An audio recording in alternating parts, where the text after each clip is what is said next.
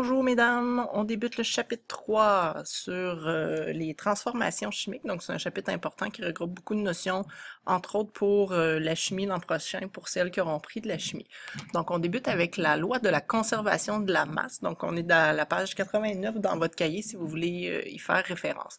Donc la loi de la conservation de la masse, en quoi ça consiste? Ben conservation, ça veut dire que c'est quelque chose qui reste identique. Conservation de la masse, ça veut dire que entre une réaction chimique, le avant et le après, la masse reste conservée. Qui a élaboré ça, cette loi-là? C'est Antoine Laurent de Lavoisier qui a dit la célèbre phrase « Rien ne se perd, rien ne se crée, tout se transforme ».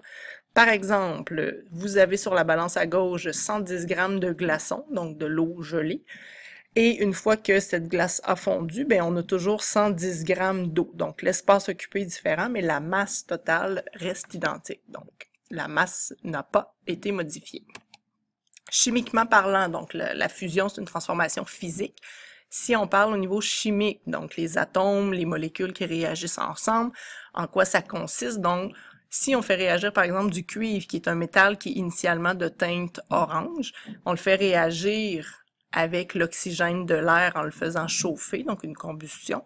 Qu'est-ce qu'on obtient comme produit? On obtient de l'oxyde de cuivre, donc du CuO, une espèce de poudre noire. Donc, il y a clairement eu un changement qui s'est fait chimique parce qu'il y a eu un changement de couleur. Donc, je fais réagir les deux atomes de cuivre, par exemple, à petite échelle, avec deux atomes d'oxygène qui sont dans l'air. Ce que j'obtiens après, j'obtiens aussi les deux atomes de cuivre et les deux atomes d'oxygène qui se sont réarrangés. Donc, c'est ça une réaction chimique. Il y a un réagencement des atomes qui se fait pour obtenir un nouveau produit. Donc, vous avez compris que les réactifs, c'est ce qui est avant la flèche. Et les produits, ou le produit dans ce cas-ci, c'est ce qui est après la flèche, après la réaction chimique.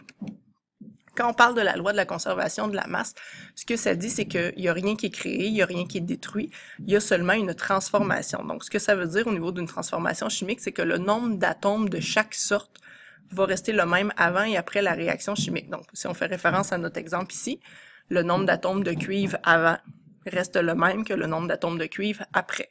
Le nombre d'atomes d'oxygène avant reste le même que celui après. Donc, c'est ce que ça veut dire.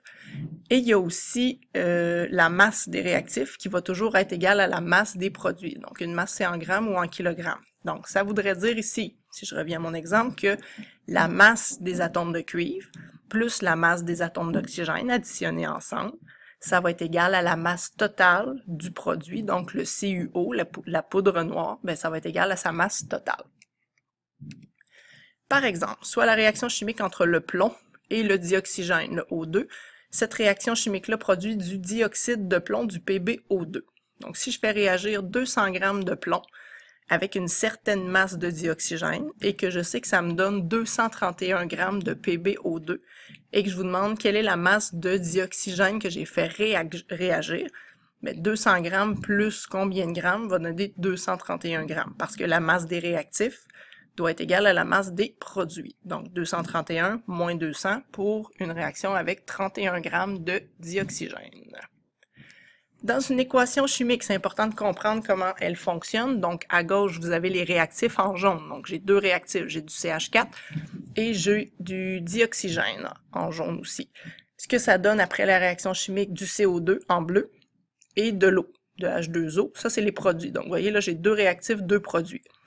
Ce qui est en indice, donc ce qui est en bas, les petits chiffres, là. Ici, par exemple, dans le CO2, le 2, ça, c'est ce qu'on appelle les indices. Ce qui est devant, le chiffre ici devant le H2O, c'est ce qu'on appelle des coefficients. Donc ça va représenter le nombre, c'est un chiffre qui multiplie en fait la quantité de molécules. Donc pour faire le compte du nombre d'atomes, ici, dans mes réactifs, j'ai un atome de carbone. J'ai 4 atomes d'hydrogène, parce que le 4 s'applique simplement à l'hydrogène.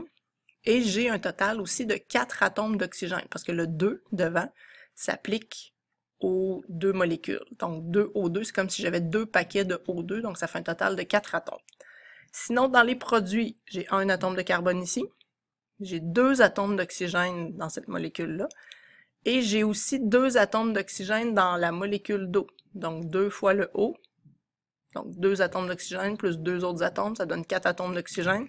Et 2 fois H2, ça fait 4 atomes d'hydrogène. Donc, mon équation, elle est ce qu'on appelle balancée. J'ai la même quantité d'atomes de chaque côté.